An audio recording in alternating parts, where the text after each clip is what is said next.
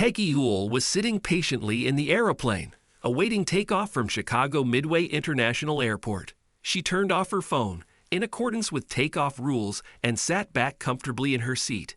She was just starting to relax when something unexpected happened. Before we continue, please take some time to subscribe to Dailydose, like and share this video with your friends. The plane, rather than heading towards the runway for takeoff, changed direction without warning and made its way back to the boarding gate. The atmosphere inside the aircraft was one of confusion, as you can imagine. Then, the flight attendant approached Peggy and told her that she needed to depart from the plane immediately. There is always someone on the plane who feels extremely uncomfortable about flying. We have all witnessed that nervous flyer who grabs onto the armrests of their seat so intensely that their knuckles go white during takeoff. For the less nervous among us, flying is a pleasant experience. With a good film selection, comfortable seats, and plenty of food, it can even be enjoyable. Peggy was looking forward to her flight that day. However, it wouldn't turn out quite as she had imagined. Peggy was someone who flew regularly, so she knew the drill. She had seen countless flight attendants go through the motions of demonstrating the safety procedures and practically knew them by heart. She didn't need reminding that all phones must be turned off before takeoff.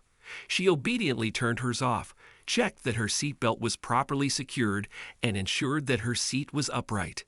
She completed a final check to make sure that none of her belongings were obstructing the aisle and that her carry-on bag was correctly positioned under the seat in front.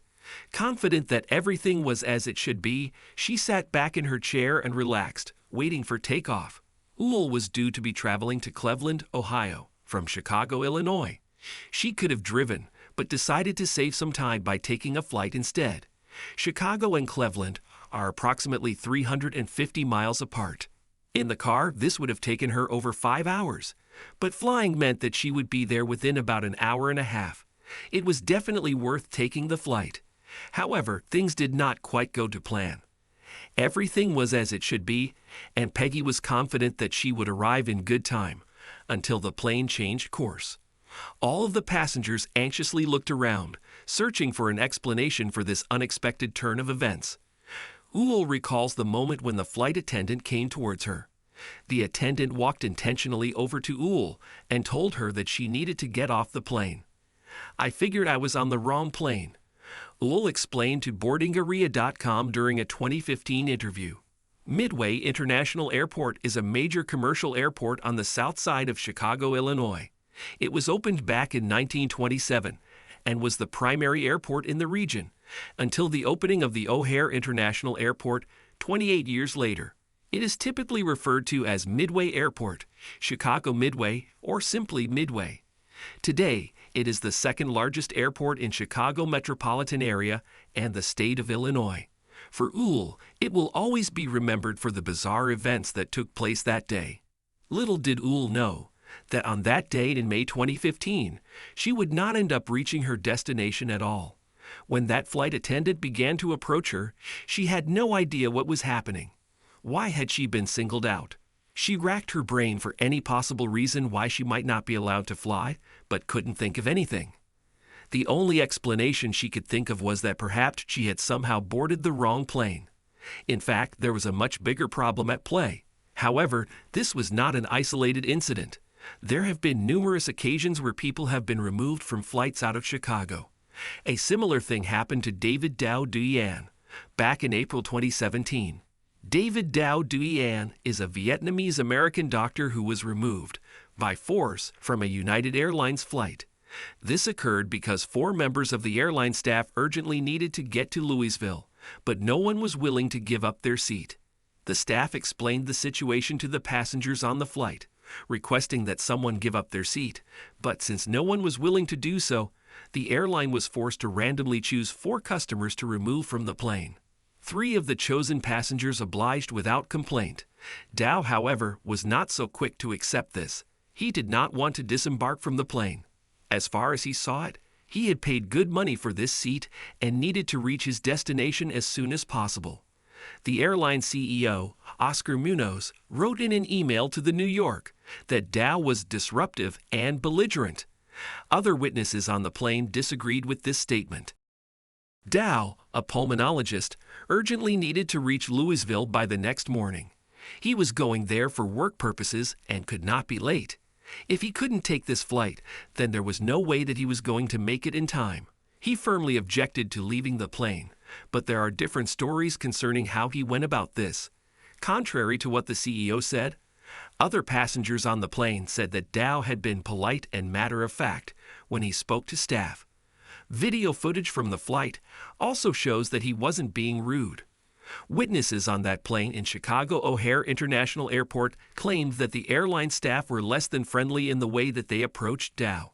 When Dow refused, the staff requested that the security officers escort Dow from the aircraft. Then they became aggressive.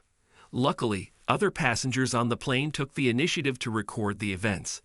Videos show staff knocking Dow's face against an armrest as he was pulled aggressively out of his seat. He was then grabbed by the arms and taken from the plane. Dow later agreed on a settlement with the airline in compensation for the way he had been treated. The aforementioned are incidents in which the airline has been unreasonable, but there are, of course, other cases where passengers have had to be removed from flights for behaving in a manner which is completely unacceptable. For example, one woman was kicked off the plane after she refused to fold up her table for liftoff. Witnesses described this female passenger as getting cranky at this request and then becoming verbally abusive towards the attendant. This incident not only caused disruption for other passengers on the plane, but it also meant that the plane ended up being further delayed, since the pilot was forced to return to the departure gate so that the woman could leave the plane. Video footage showed that, as the woman was escorted from the plane, she began a racially abusive tirade targeted at the airline staff. However, the other passengers seemed to quite enjoy the drama of it all, even going as far as to cheer when the woman was ejected from the flight. A statement issued by Southwest Airlines following the event read, "The customer became unruly and verbally abusive toward our flight attendants, and the decision was made to return to the gate to deplane the customer, where she was met by local law enforcement officers." In May 2019, another incident occurred. A flight was due to depart from Sacramento, California, heading for Austin, Texas, via Los Angeles. However, there were some refueling and maintenance issues which led to the plane being delayed by several hours. This delay ended up causing some serious problems.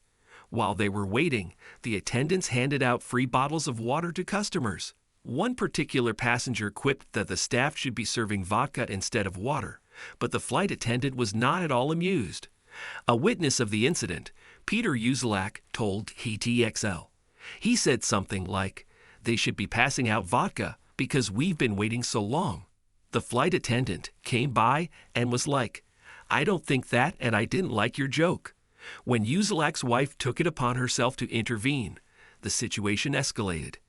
Uzelak recalls, "Then my wife tried to butt in there and say, 'Look, we've been on this plane for hours.'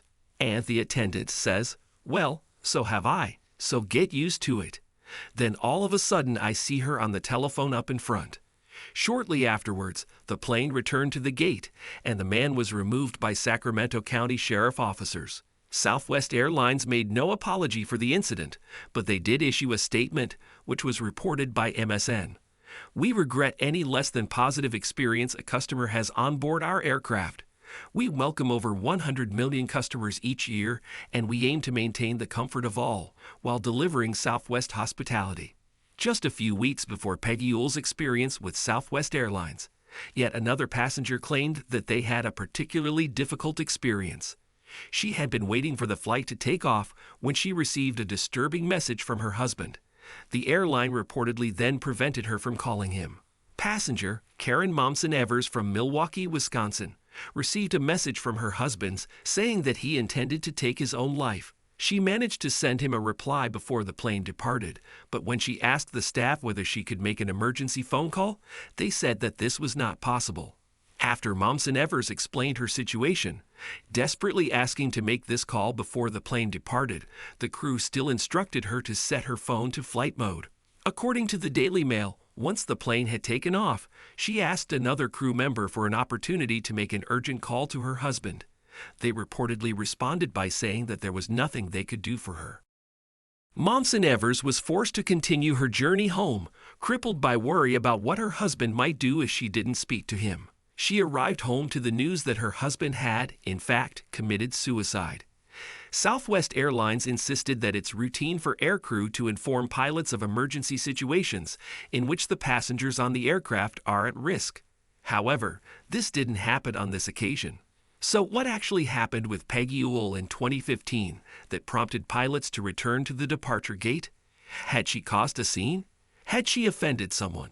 No, she hadn't done either of these things. It transpired that there was an emergency at Peggy's home. The flight attendant was coming over to tell her that her husband had been desperately trying to contact her.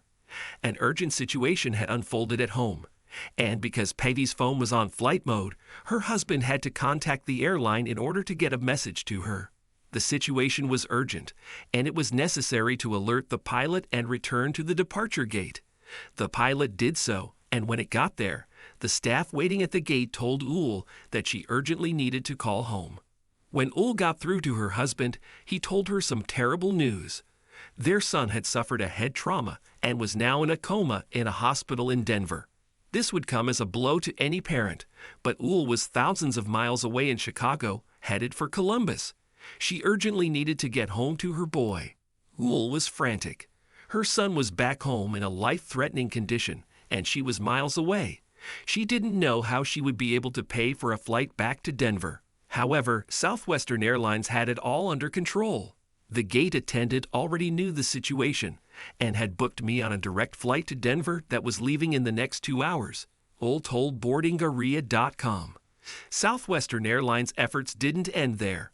They had thought of everything to save this distraught mother the trouble. Uhl continued. Southwest Airlines offered a private waiting area, rerouted my luggage, allowed me to board first, and even packed a lunch for when I got off the plane in Denver. The airline had gone over and above what was required of them to look after this exhausted mother. The help didn't end there. Uhl explained to the Daily Mail, my luggage was delivered to where I was staying, and I even received a call from Southwest asking how my son was doing. How much did the extra service end up costing Uhl? Absolutely nothing. Southwest Airlines are clearly completely committed to going the extra mile for their customers. We don't take our commitments lightly. We are dedicated to doing the right thing. We take great strides to ensure passengers' safety and fostering trusting relationships between our employees, our customers, our supplies, and our planet. A spokesperson for the airline made a statement to Mail Online Travel in May 2015 concerning the Uhl incident. This example is a direct reflection of the Southwest Airlines culture. Employees are empowered at Southwest to go above and beyond the call of duty.